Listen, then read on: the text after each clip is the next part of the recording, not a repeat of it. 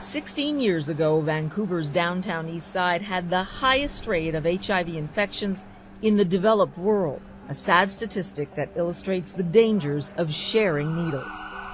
Over the last decade, things have improved for people like Leanne, people whose daily life is controlled by their addiction, always seeking out the next fix. Kicking the habit is not a reality for everyone. The way in North America we deal with addiction is ridiculous. We'll look back in history and think, why do we treat human beings in such a brutal way? Mark Townsend is a campaigner for so-called supervised injection services, which reduce the risks of drug use and stop people from dying on the street from infections or overdoses.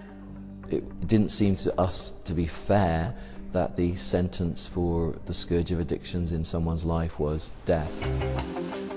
Vancouver's drug addicts now have a unique resource.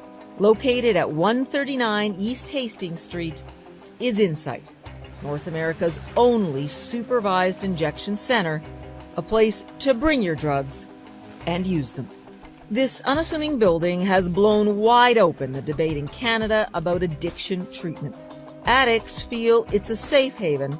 Opponents see it as condoning crime. All funded by taxpayers at the cost of $3 million a year.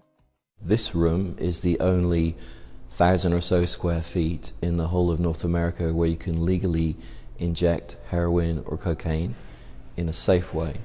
So in this room there are 12 booths. Addicts from the street bring the drugs that they purchased in here. They sit in a booth, we provide clean equipment, and a nurse sits at the station to observe the addicts using and to see if they stop breathing and start to die, that they can be revived. 800 people use these booths every day. The atmosphere is clinical, each spot disinfected as soon as its occupant leaves. Before this place was here, there'd just be like 30, 40 people crowded in the alley doing it. And there was needles all over the place, a lot of ODs.